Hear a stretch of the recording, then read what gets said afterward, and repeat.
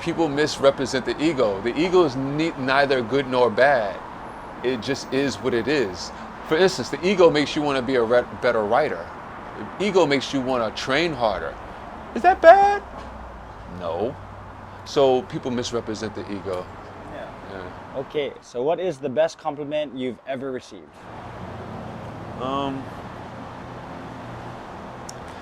That I've changed someone's life.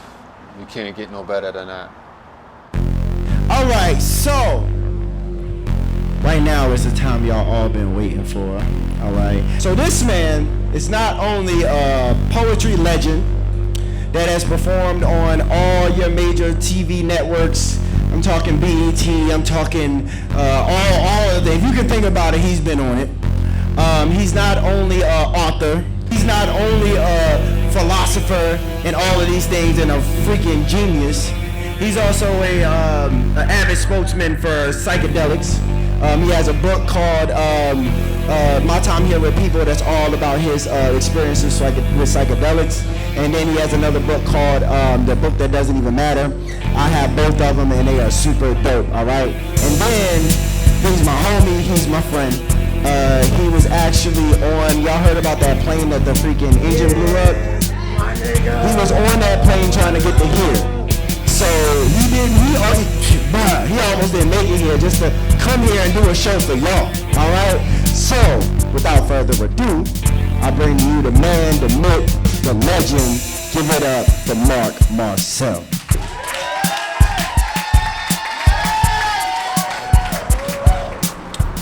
Marc Marcel. What's up, guys? I'm here with Marc Marcel in the Factory of Honolulu, and we are gonna play 21 questions. How are y'all doing? It feels so good to be alive. For real.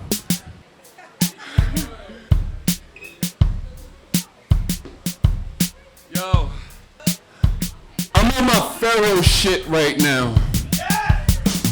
Some alien living inside the avatar of a human being with goals on my molars is how I get down. Okay. My kisses may be worth thousands of dollars now, but before I'm cremated down, they better could grab these permanents out my mouth just in case a revolution sets in. You see, ain't no need of being short on ammunition. I've always my last resort for no more conversations. Maybe we should just take it. I dream for better days, but when I wake, I can hear my man Will Bell in the back of my ear saying, "Get real, you better run, my nigga." So I run. Picture me in 2021 with the descendants of races reincarnated from 1619. I'm outspoken, word artist, hanging from a tree with my tongue cut out. White boys could never be like me. This isn't poetry, it's just my lifestyle. Don't matter if you lift, bro. Your tiki torches and pickup trucks don't scare me, just tempts me to get on some John Brown type shit. I'm practicing being a pacifist, but I swear you're trying to turn me violent, denying the police brutality I'm seeing all across the internet. Are you an optimist, a pessimist, or a realist? I'm a realist. I'm a realist that has optimistic views, but I have to deal in realism first to understand what could be possible. Like, I don't just sit there and be like, oh, everything's gonna be great. No, I'm like, what's going on in this scenario? With all angles, so we can figure out how it can be great. You know, I think a lot of people don't really think about the situation that's in front of them. And they just automatically jump to the conclusion instead of understanding that they have to like really read the paper. You know what I'm saying? Yeah. To understand what the conclusion means, or to form, how are they going to form the conclusion? Because there's all different types of ways you can be optimistic, you know? So I'm a realist. What's something that you hate seeing other people do? Disrespect towards people that have less than them or isn't as privileged. You know, I think privilege goes more than just white men. People think white men are the only privilege there is. I think privilege is, it's in a lot of different areas. For instance, I'm very privileged. I'm very privileged to have people that love me. That is the biggest privilege you can have, to have people that love you, because no one owes you that, to love you. So that's a privilege. there's people out there that don't have that. I am a man. That is a privilege in a male-dominant society, in a chauvinistic society. I'm American. As un-Americanized as I may be, I'm still American, and I know if I go to Zimbabwe or Ghana, when I went to Egypt, it would Russian me. You know, like I couldn't go anywhere without being hounded because they could say, "Oh, he's American." That's a privilege. So when I see people who don't recognize those little things, to understand that someone may have less privilege or less than them, and they just treat them like it's nothing, that unnerves the hell out of me, man. Because life is a chance. That's all it is. And it just so happened that I got placed in the predicament that I was in to be able to have the roads ahead of me to go down, to be able to be where I am right now. And so I just try to be very thankful. But oh, you must feel real good about yourself. You the type of Negro to vote for yourself. Type of uppity coons that says the only one he can trust is himself. So he's like, fuck everyone else. The type of runaway that needs a ball in his mouth. Harriet look you up and down like, bitch, stop snitching. You fools still in that Christian shit? That slaves are supposed to be obedient to the masters, trembling in fear shit, man. Some of y'all clowning. That ain't how I get down with shit. I told you, I'm almost some Pharaoh shit right now with goals in my mouth, but y'all keep trying to bring the nigga out. If peaceably protests and kneeling during the national anthem bothers you, we can protest how we used to when Nat Turner would run up in your plantation and put the shotgun in your face, leave the world splattered with the back of the remains of an oppressor's brains. This shouldn't be alarming to you. This is appropriate.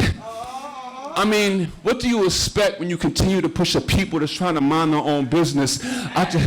I just want to live. I just want to be on my Pharaoh shit, but you keep trying to put me on some I can't breathe type shit, some blacks jumping off boats, lives being hung from trees, matters every single time one of us is unarmed, gunned down by the police type shit.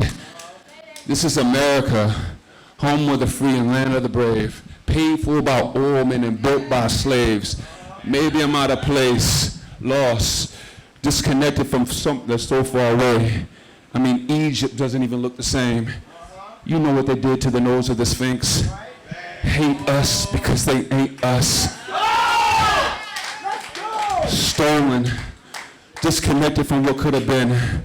I mean, how much has really changed that they're having excursions to Sierra Leone just to butcher our land and sell our gold and diamonds and jewelry stores. So all that I could hold, I got tucked in the back of my mouth now, and I wear it like a pharaoh, proud. Because no matter the pain we face, I always want to light up the room when I smile.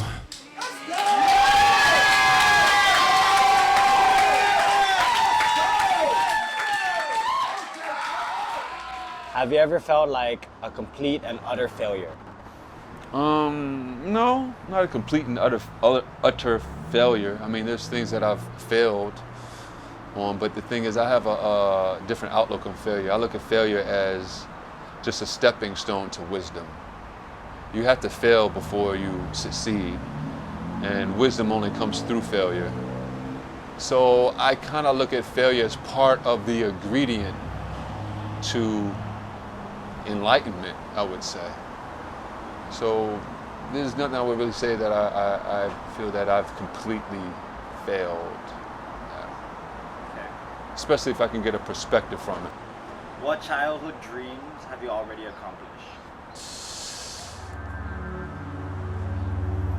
None of them. None of them. Because my childhood dreams have changed. Like, I used to want to be a basketball player. That didn't happen. But the thing is, the older you get, your goals and your accomplishments, the things that you want to accomplish change. And it's funny, I realize what I'm doing now, I can touch so many more people than I ever could dribbling an orange basketball. Yeah. And yeah, the life of an NBA basketball player, would it be a little bit easier than what I have now? I mean, that's perspective, but I mean, maybe I would have more money. I mean, I'm sure I'd have more money than what I do now,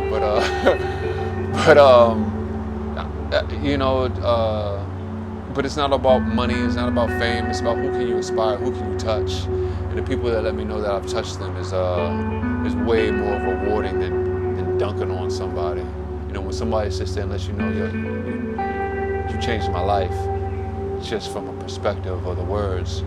I don't know how many basketball players really get that. You know? All right, I'm gonna try to get through this poem. This is a new poem. It's kind of, how many nah, fuck it, I ain't gonna do it. All right. I'm probably gonna have some fuck ups with this shit. But it's funny, so, all right, well, I think it's funny. All right, tell me how you describe poetry to other people.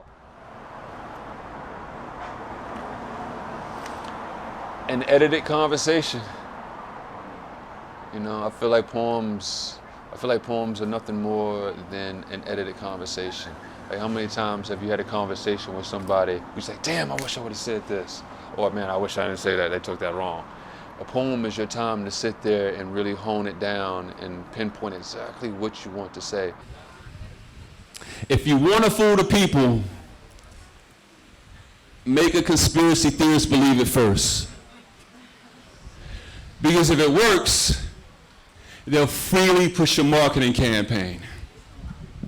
They'll spend the next few days setting up multiple social media pages just to tag team anyone that tries to counter the points that made it in the post. The odd thing is that they don't find it ironic that to expose these hidden truths, they need fake names and pseudonyms to do it. Conspiracy theorists will believe in anything as long as you tell them the government is hiding the truth. It's their religion to question everything, even if it makes complete, absolute sense. I honestly think this is what happened when people started believing the world was flat. Somehow, someone convinced some poor little naive soul of a man that is supposed to see the earth curve and feel the planet spin if it's really round and moving out of space. And somehow that cancer grew into a flat earth society with thousands of members spin cracked out information. That's just one part of it, an edited conversation. But in doing that, I would say it's really just to, all I ever wanted to do was just to make people think. It's not even really to prove my point. Like I'm not always trying to prove a point. Maybe in some of my Facebook debates, you know, but really my poetry is really just to make people think about what's in front of them. Because sometimes things that are too close, you can't see what it is. So you gotta move it back. And then you can start to see, I'm starting to see that. So basically, I try to take the picture away from them a little bit. I get it. You've confused yourself with believing all kind of asinine shit. You don't even know where it starts or where it ends. NASA faked the moon landing. The government's covering up UFOs, crisis acting, Watergate, Whitegate, Pizzagate, chemtrails, 9/11, JFK. AIDS was created to kill off gays. The NBA is rigged, and Jalen Rose is an MK Ultra agent that was created in an underground bunker in Denver Airport. At some point, you gotta realize some of your conspiracies contradict each other. I mean, you can't believe the earth is flat but think aliens built the pyramids. Where did it come from? Another flat planet? What is the best piece of advice you've ever received? To be able to laugh at yourself. So I'm gonna do my best Marc Marcel impression, right? You know, while I do this. I used to be something extraordinary. Something that can move planets in a day and your energy into the sun.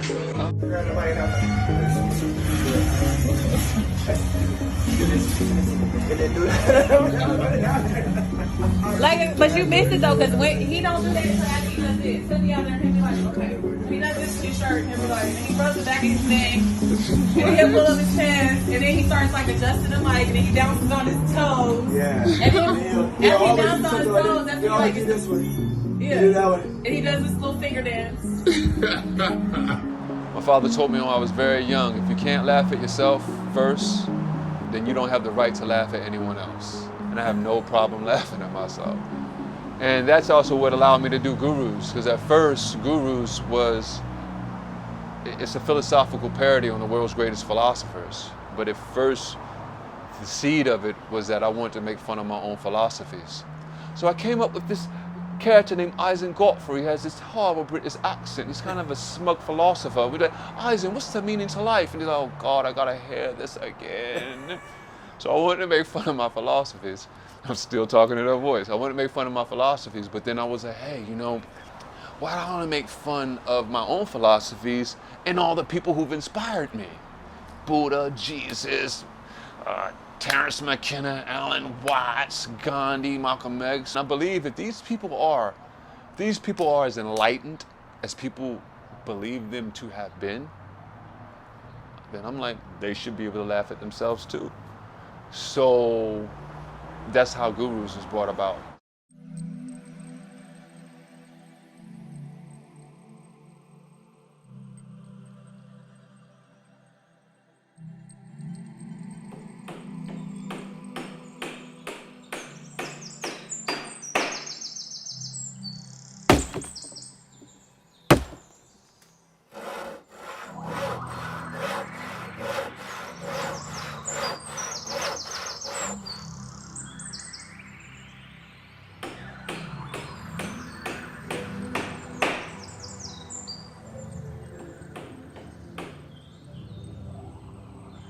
Did I ever tell you my past lifetime I lived the life of a carpenter?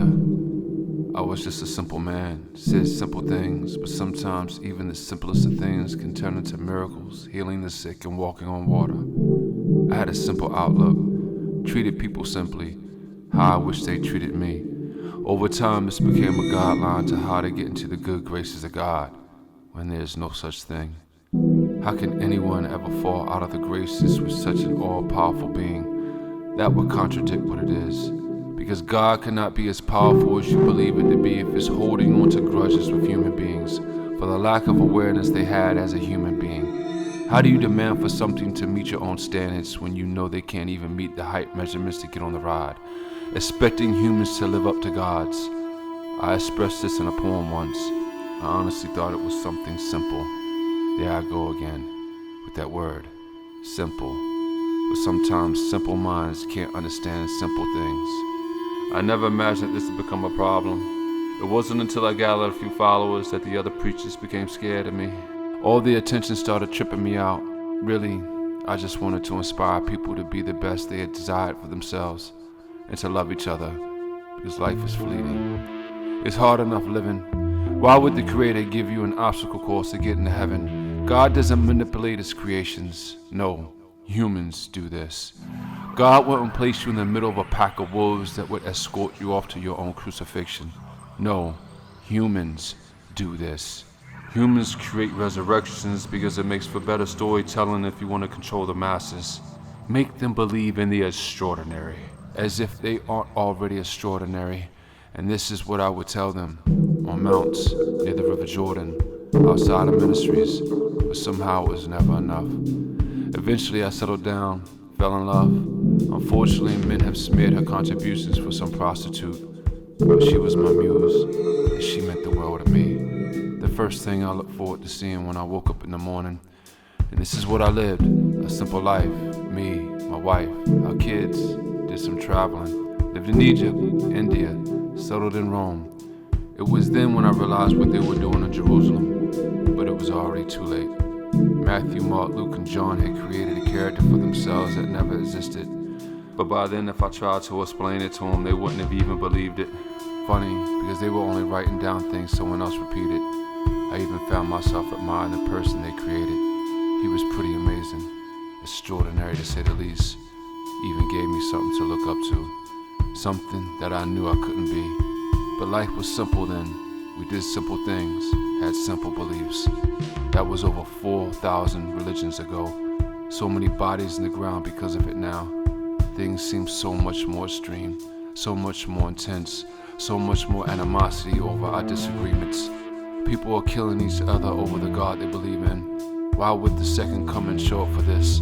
Imagine if black people wore nooses around their necks like Christians wear a crucifix. A lot of this stuff shouldn't make sense to you. When did it get so complicated? I'll probably end up being reincarnated saying, did I ever tell you, in my past lifetime, I lived the life of a spoken word artist that recited his poetry in front of audiences, on stages, sometimes in ciphers, outside of nightclubs, gained a few followers. We gathered, had congregation, talked about the differences between God and religion, and all the while thinking, what if my purpose was to help eradicate something I created, not aware that I was just repeating the same mistakes, but neglecting the difficulty it takes to explain something I view to be simple. All so simple.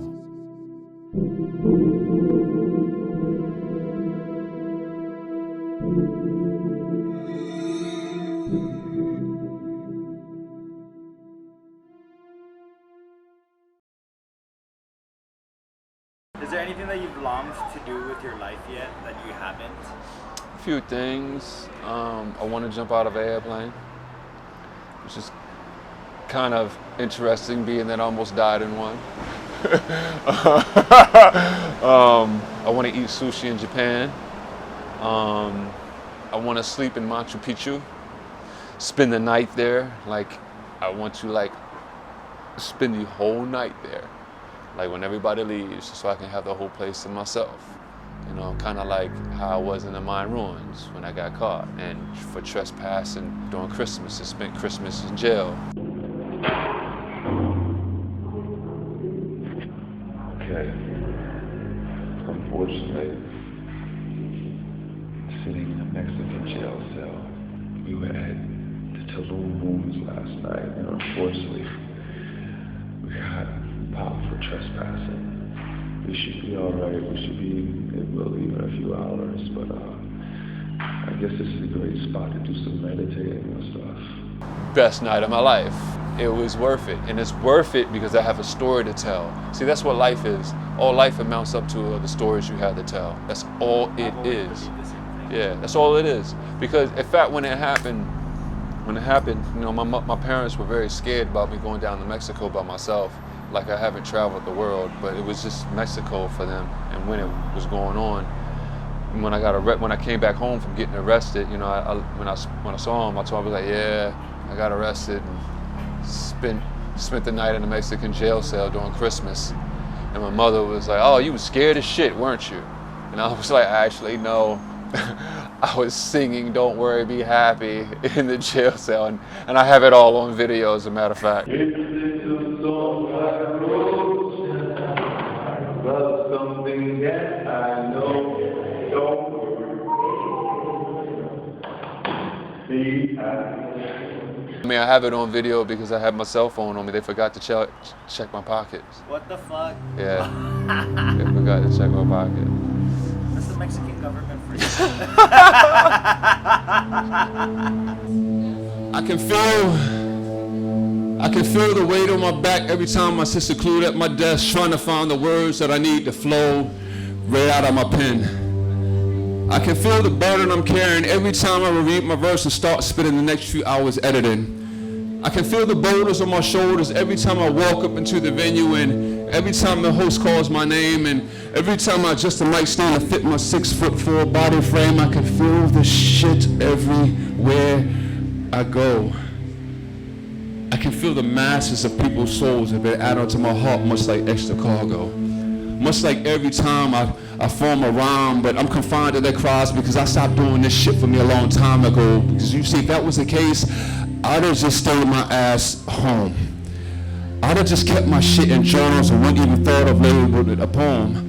Now, I'm the last person I know to call myself a poet, but that's only because when I started writing verses, I just didn't want to bring any disrespect to the meaning of the word. And while I've heard some poets get on this mic and say they do this shit for themselves first, while I heard some cats say they do this shit for the accolades or just to get paid or just because it gets them kicks when they spit and hit a crowd going crazy, I do this shit for cats that don't even write poetry. I do this shit for cats that don't even like poetry. So what makes you feel most appreciated? It's not gifts. It's not just the acknowledgement of my work. I would say probably someone acknowledging someone be able to see what I was trying to do, you know, like. You definitely put a lot of heart into your. I appreciate that, but again, that's perspective, and that's what I appreciate. See, you notice that, so I appreciate that. Makes me feel most appreciative. People that can see you, that are observant, take note, and like, you were doing this to go here, to go there, and you did that, you know, just basically just to see the math on what you're doing. I do this shit for that little boy down the street where his father told him he'd grow up to amount to shit, and that's what he grew up to believe. I get on this mic for mothers of four working 2 or more odd-hour jobs. I spit my lyrics for that little sister thinking about banning her newborn, hoping I might hit her with something that just might change her mind. Because I know the power you do when someone feels like they can just reach out and touch your rhyme. I know the feeling you get from being lifted up from one single line. I don't do this shit for stardom or to win slams. I do this shit just so the president knows who the fuck I am. I do this shit for all the rappers who can't rap, and all the MCs that never got a chance, and all the men the institutions got locked down in the pen, and all the men that never got the chance to lock down a pen. I do this shit for all the kids teachers say, yo, something's just missing. I do this shit for all the fiends that say they want to quit, but they can't. For all the ones that say they have a message, but no one's truly capable of listening past what they just said. And I can feel the weight of the world every time I spit a verse and every time I rehearse in the mirror. I can feel them echoing words in my head, trying to form poems of broken sentences. And I've never had the pressures being lifted off me when I pick up my pen. So I guess I have no choice. Because even though they can't form the poetry, they still need a voice.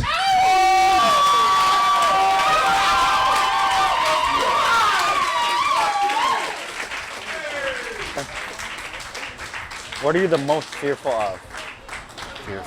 What am I most fearful of? I used to be scared to die. Oh, that's right. I'm really not scared to die anymore. I actually have a new lease on life. I've lived longer than I expected. So I just feel like I'm in the bonus rounds now, truthfully. I really do.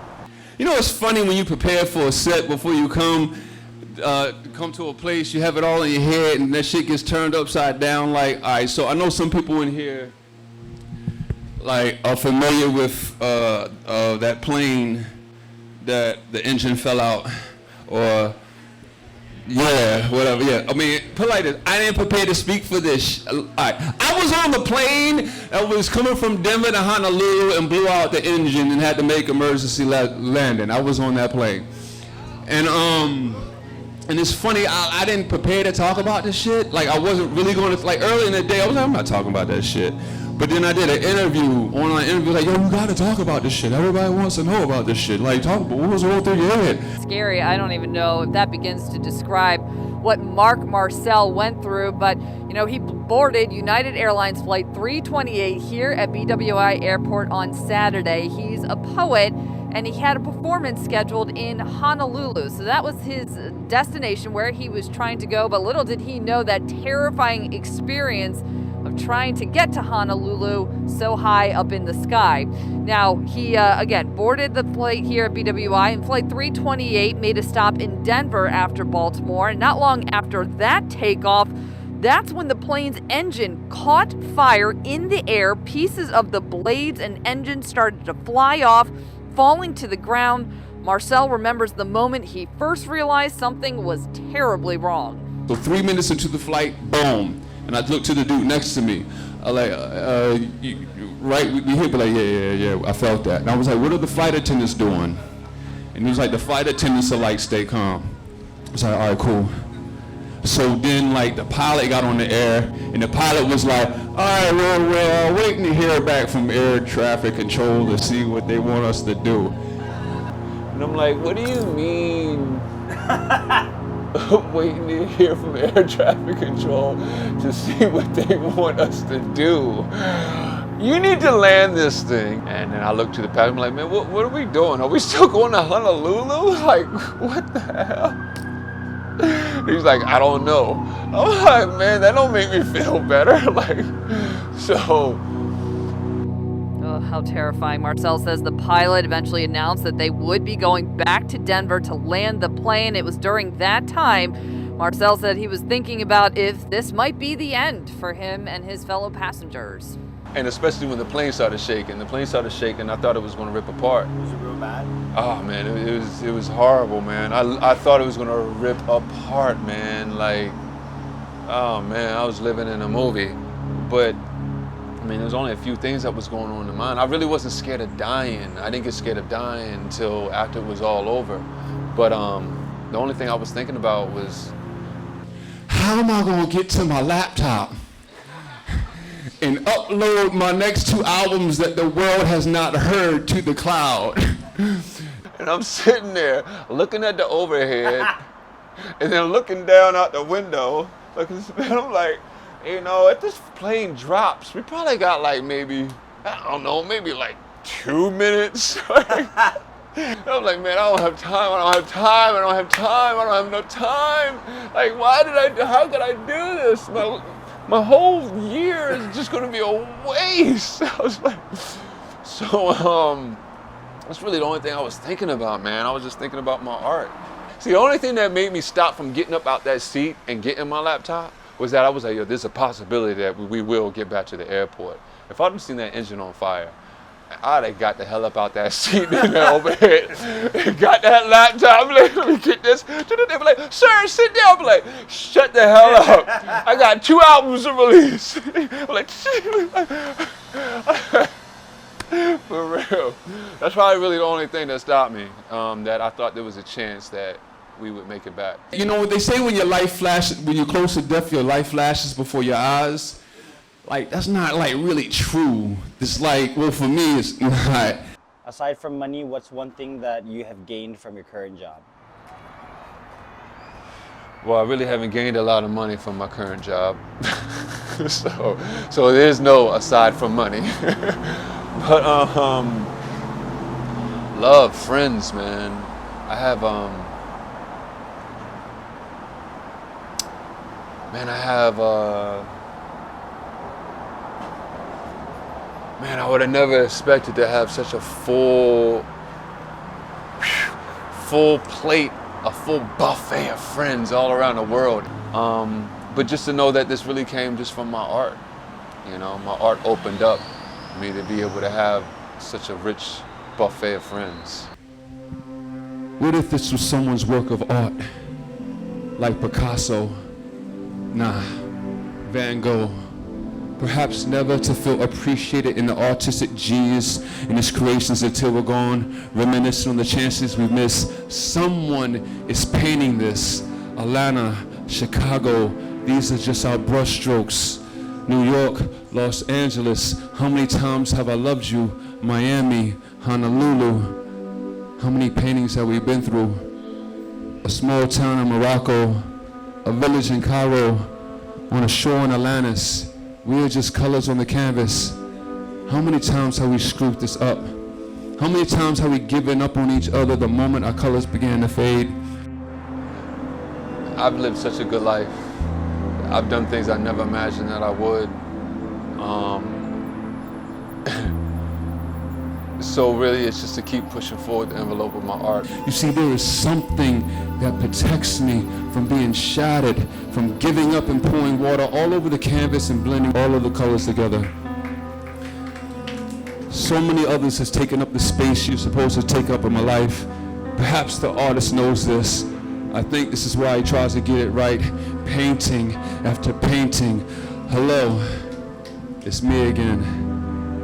We should be getting used to this. Loving each other. What could be so complicated in being drawn to one another?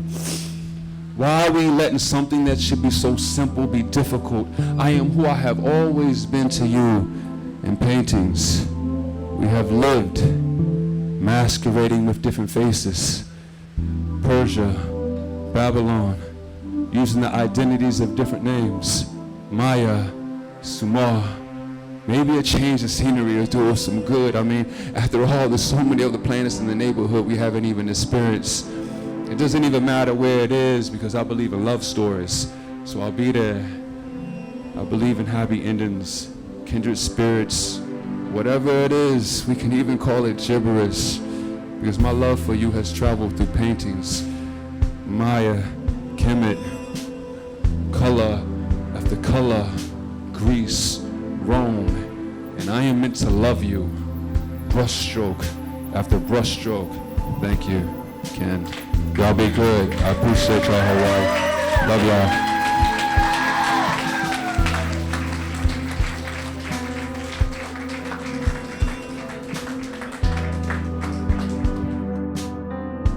Y'all give it up one more time for Marc Marcel. I mean, when we bring in y'all features, we bring in y'all features. You feel me?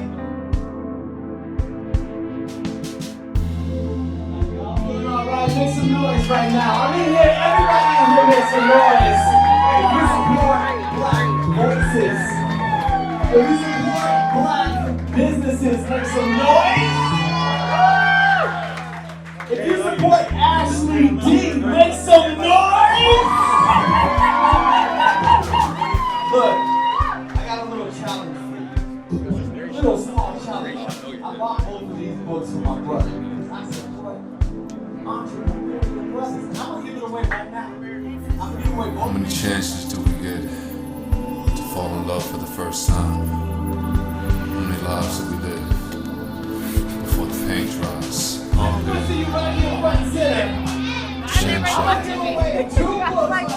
Byzantium, Emporium, Massalia, Cyrus, Hippos, all the places that I've loved you.